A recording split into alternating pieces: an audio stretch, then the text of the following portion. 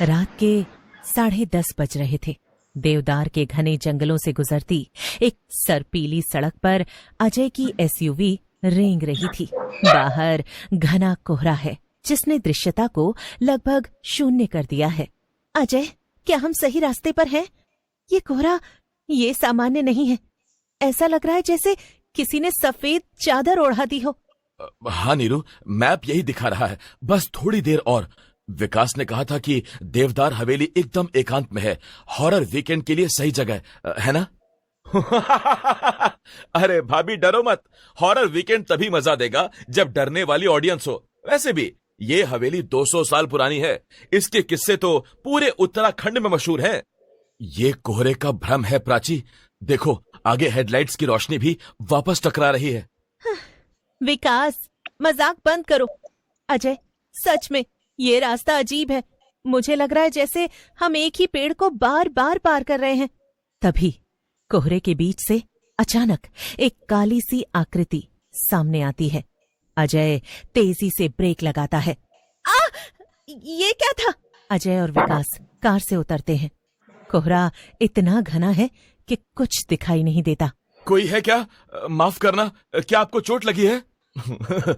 यार, ये तो भूतिया एंट्री हो गई। लगता है किसी नशेड़ी ने रास्ता पार किया होगा। विकास, ये मजाक का समय नहीं है। मुझे यहाँ कोई नहीं दिख रहा। अजय, प्लीज चलो वापस चलते हैं। ये जगह ठीक नहीं है। अब इतनी रात को वापस कहाँ जाएंगे? हवेली अब पास ही होगी।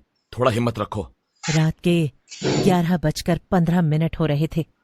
गाड़ी एक विशाल पत्थर की पुरानी हवेली के सामने आकर रुकती है। कोहरे ने हवेली को अपने आगोश में ले रखा है, जिससे वो किसी भूतिया खंडहर सी दिखती है। क्या शानदार लोकेशन है, डर की गारंटी। ये तो किसी हॉरर फिल्म का सेट लग रहा है। विकास, क्या ये सच में सुरक्षित है?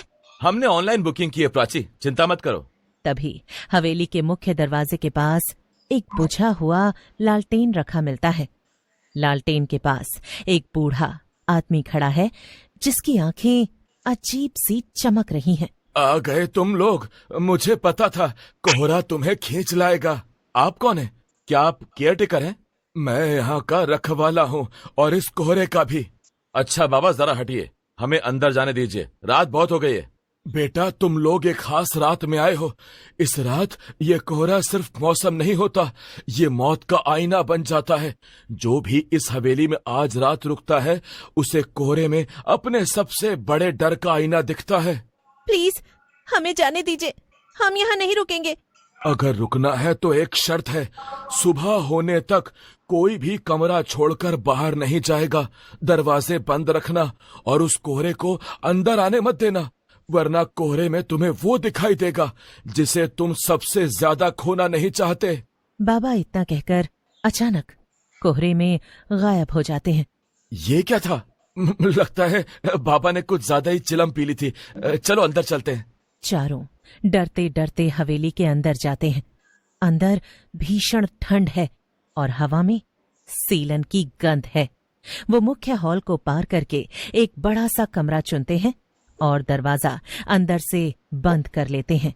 रात के 1 बज चुके थे। अजय, मुझे बहुत डर लग रहा है। बाबा की बात। नीरू की बात बीच में ही काटकर अजय उसे रोकते हुए कहता है। नीरू, शांत हो जाओ। वो सिर्फ एक वहमी बूढ़ा आदमी था, डराने की कोशिश कर रहा था। दरवाजा बंद है, सब ठीक है। मुझे लगता है हमें एक साथ ही रहना चाहिए। विकास, क्या तुम खिड़की बंद कर दोगे?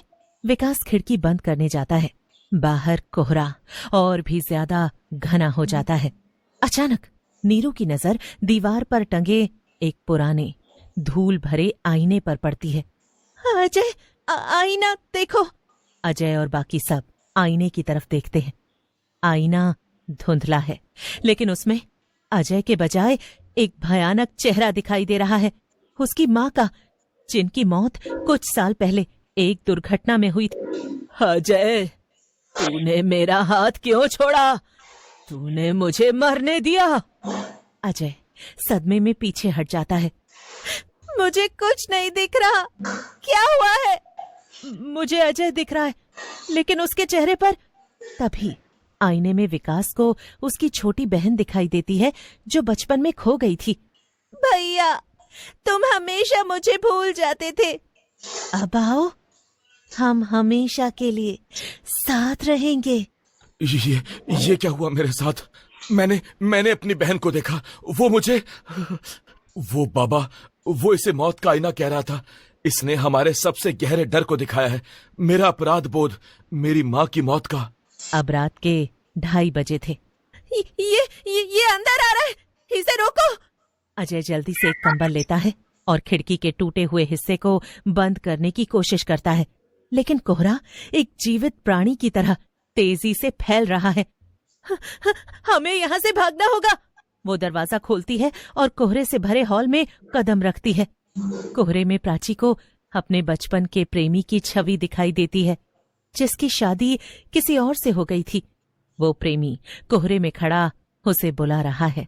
प्राची, मैं तुमसे अब भी प्यार करता हूँ। आओ मेरे साथ, इस दुनिया से दूर चलते हैं, हमेशा के लिए। प्राची, वापस आओ, ये झूठ है। विकास उसे पकड़ने के लिए दौड़ता है, लेकिन जैसे ही वो प्राची को छूने वाला होता है, प्राची का शरीर तेजी से सिकुड़ने लगता है, जैसे उसे किसी अदृश्य शक्ति ने कसकर दबा दिया हो। उसकी आवाज दब जाती है और वो कोहरे में एक धुंधले साए में बदल जाती है। घड़ी में सुबह के 4 बज चुके थे। विकास सदमे में आ गया था। अब क्या होगा अजय? हमें हिलना नहीं है, हमें बस सुबह का इंतजार करना है। वो आईना अब कोहरा बन गया है नीरू, ये हमारे डर को वास्तविक रूप दे रहा है। तभी कोहरा एक भयंकर रूप लेता है और अजय के सामने एक काली छाया बनती है। तुम असफल हो गए अजय, तुम हर बार असफल हो गए। तुम्हारी नीरू तुम्हें छोड़कर चली जाएगी और तुम हमेशा अकेले रहोगे। नहीं, मैं डरता नहीं हूँ। अजय, वो मुझे दिख रहा है। वो मेरे पास आ रहा है। कोहरे की छाया नीरू की तरफ बढ़ती है और नीरू को उसमें अपने बचपन का सबसे बड़ा डर दिखाई देता है। नहीं, मुझे अकेला मत छोड़ो अजय। अजय अपनी आंखें बंद कर लेता है। सुबह हो चुकी थी, 6 बज चुके थे। बाहर हवा की सनसनाहट कम हो गई है। कोहरा सिकुड़ने लगता है। जैसे ही सूरज की पहली किरण खिड़की से कमरे में प्रवेश करती है, बचा हुआ सारा कोहरा तेजी से बाहर की ओर भागता है, जैसे गर्मी से डर रहा हो। कमरा अब खाली है और जमीन पर सदमे में बैठा विकास। बस यही बचा है। अजय, कोहरा चला गया? हाँ नीरू, चला गया। विकास सदमे में है, लेकिन जीवित है। अजय दरवाजा खोलता है। बाहर का माहौल अब शांत है और सड़क पर कोहरे का नामो निशान नहीं है।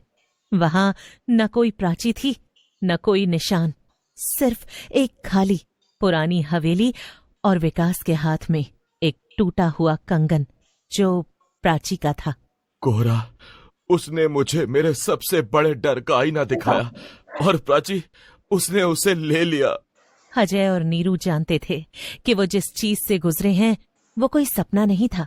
वो कोहरा, वो हवेली और वो बाबा सब किसी भयानक सच्चाई का हिस्सा थे। जब वो कार में बैठते हैं और हवेली से दूर जाने लगते हैं,